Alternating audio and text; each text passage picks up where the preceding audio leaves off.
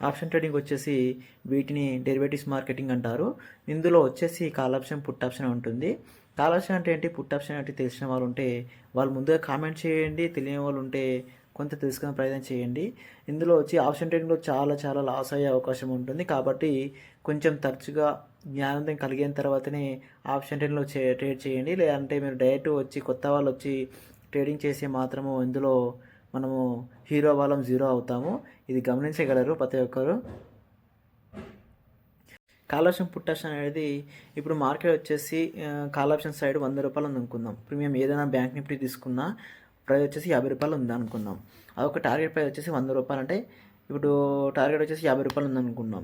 లేదు market movement అవ్వట్లేదు, ఇక్కడనే టిక్ అవుతుంది, సస్టైన్గా అవుతుంది మార్కెట్ అవుతుంది అంటే ఇప్పుడు కాల్ ఆప్షన్ సైడ్ మార్కెట్ వెళ్ళకుండా పుట్ సైడ్ మార్కెట్ వెళ్తూ ఉంటుంది.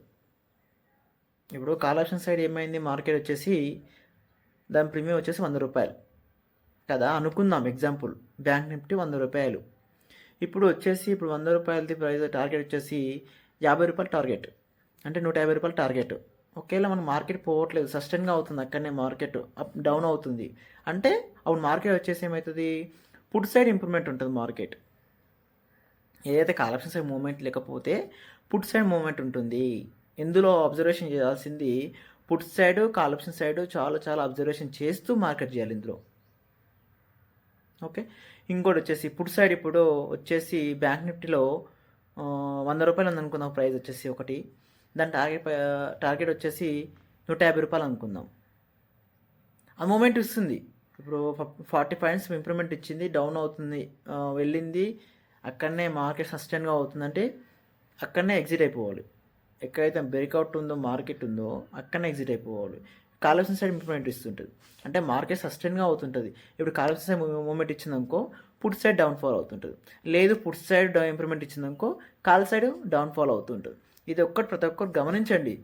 మార్కెట్ చేస్తూ చాలామంది బిజినెస్ వస్తున్నారు, కొత్త కొత్త వాళ్ళు వచ్చి మార్కెట్లు వచ్చి చాలామంది ఆప్షన్ ట్రేడ్ లాస్ అవుతున్నారు. లాస్ అవ్వకుండా ట్రేడ్ చేయండి.